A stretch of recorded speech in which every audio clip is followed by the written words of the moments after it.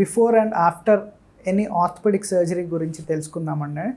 Operation ముందు ఏంటంటే first ఎలాగో సర్జన్ పేషెంట్ని చూసిన తర్వాత వాళ్ళకి డీటెయిల్డ్గా పరీక్ష చేస్తారు. క్లినికల్గాను వాళ్ళ ఎక్స్రేస్ అవన్నీ ఏ ఎక్స్రేస్ అవసరమైనయో అవన్నీ తీపిస్తాము. ఈ ఎక్స్రేస్ ఎవాల్యుయేషన్ ఫస్ట్ స్టెప్ అండి. ఎందుకంటే సరైన ఎక్స్రేస్ లేవు అనుకోండి, ఆపరేషన్ టైంలో ఎక్స్రేస్ చూసి దాన్ని బట్టే మనం సర్జరీ ప్లాన్ చేయాల్సి ఉంటుంది.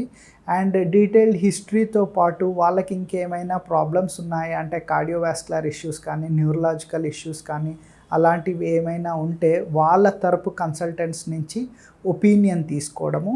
అండ్ ప్రీవియస్గా వాళ్ళు దేనికైనా మందులు వాడుతున్నారు అనుకోండి, ఆపరేషన్ ముందు ప్రీ అనస్థీషియా చెకప్ అని అంటాం. అంటే మత్తు ఇచ్చే అనస్థీషియా డాక్టర్ ఒకసారి పేషెంట్ని దీర్ఘంగా చెక్ చేసి వాళ్ళు ఏ అయితే మందులు వాడుతున్నారో అవి ఆపరేషన్ ముందు ఎన్ని రోజులు వాడాలి, ఎన్ని రోజులు ఆపేయాలి. ఎందుకంటే కామన్గా ఇప్పుడు హార్ట్ ప్రాబ్లమ్స్ ఉన్న వాళ్ళకి బ్లడ్ థిన్నర్స్ వాడుతూ ఉంటాము, అంటే ఎకోస్ప్రిన్ లాంటి ట్యాబ్లెట్స్. అలాంటి ట్యాబ్లెట్స్ వాడుతున్నప్పుడు యూజువల్గా మనము 3 to 5 days depending upon the persons condition blood thinners ఆపాల్సి ఉంటుంది. సో ఇవి ఆపరేషన్ ముందు తీసుకోవాల్సిన జాగ్రత్తలు.